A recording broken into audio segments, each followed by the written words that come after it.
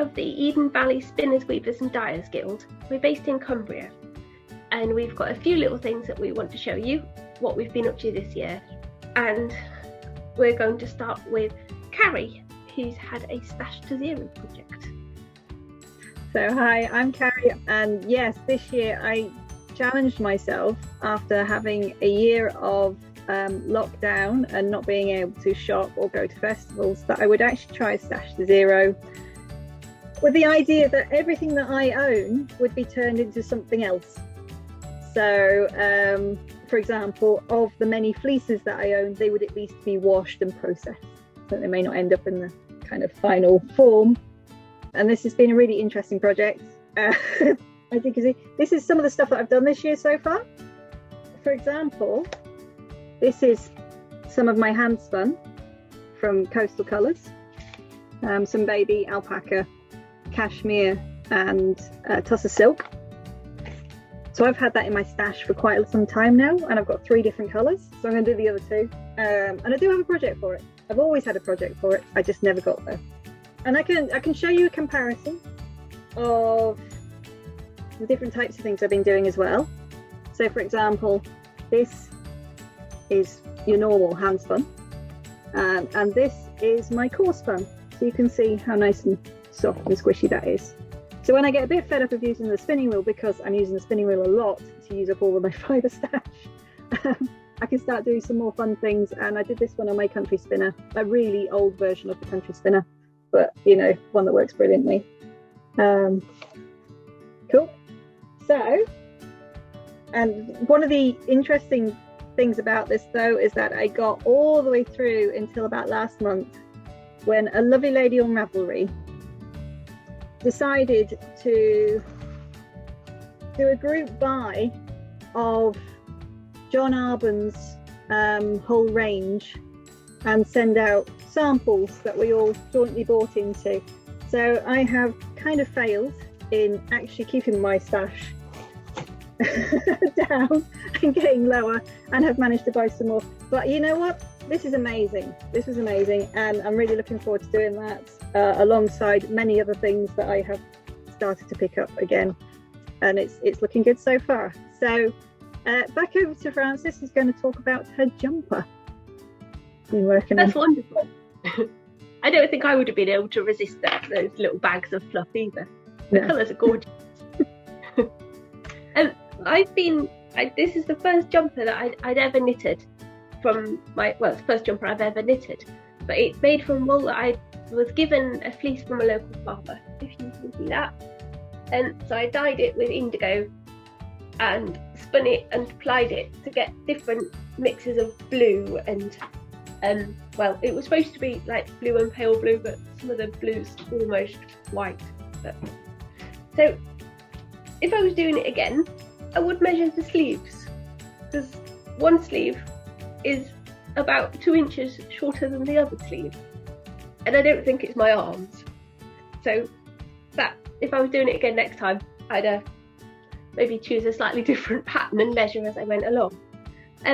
But I'm not the only one who's been working on a jumper during lockdown. We've also had Chris. Chris is a key member of our Woolfest organisation team, and she's been working very hard on her jumper. Hello everyone, this is Chris from Stainmore. Following on from Carrie's Stash to Zero project and Frances's lovely jumper project, I thought I'd tell you about my own lockdown project. Here we go. It's a combination of the 2 ideas. Sorting through all my stash, I came across a whole pile of stuff that I thought needed knitting up. And so here we go.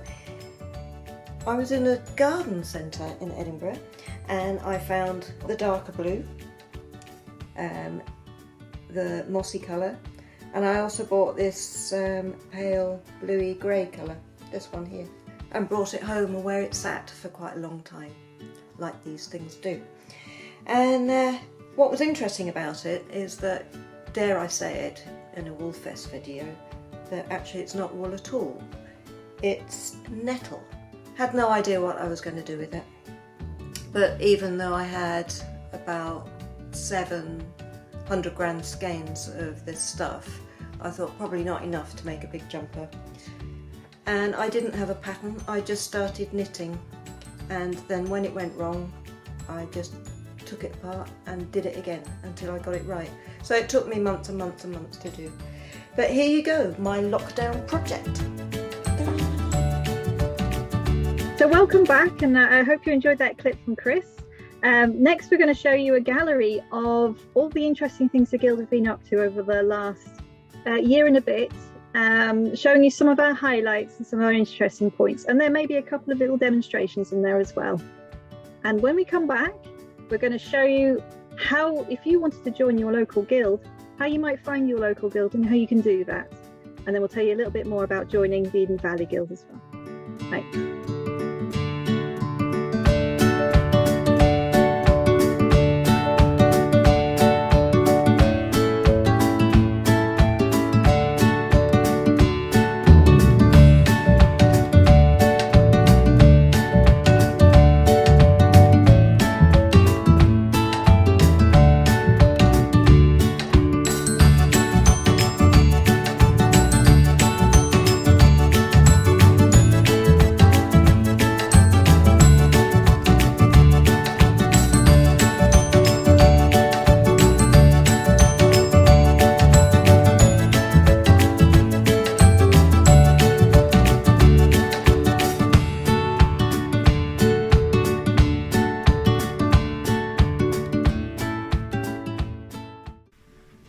I'm going to chain ply some multicoloured singles to maintain the colours in the plied yarn. So you need a leader with a loop on it. Take the end of the single, pass it through the loop in the leader and knot it to itself. So now we have a loop in the single. Set the wheel going. Pass the single through the loop each time, so you're just making a very long chain which you're then adding twists to.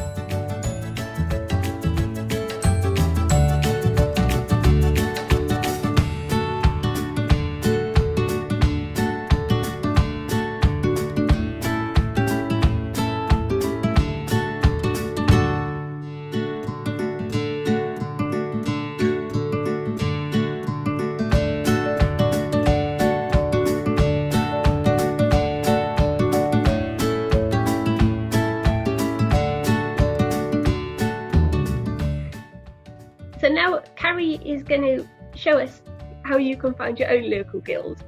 There's guilds all over Great Britain and Ireland and also Europe. This is the website of the Association of Guilds of Spinners, Weavers and Dyers.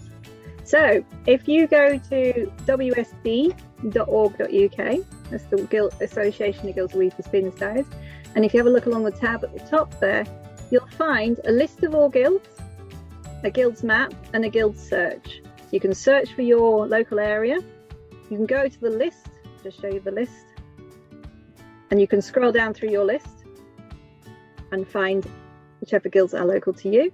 Or, and I quite like this function, you can have a look at the guild's map. And this brings up a huge map. As you can see, we are quite widespread. And if I start zooming in, let's see if I can find our guild. And you just look in your local area, there's our guild, click on it, click on the name, and it should take you to some information about that guild, including the email contact. And then if you click on there, you can go to the website.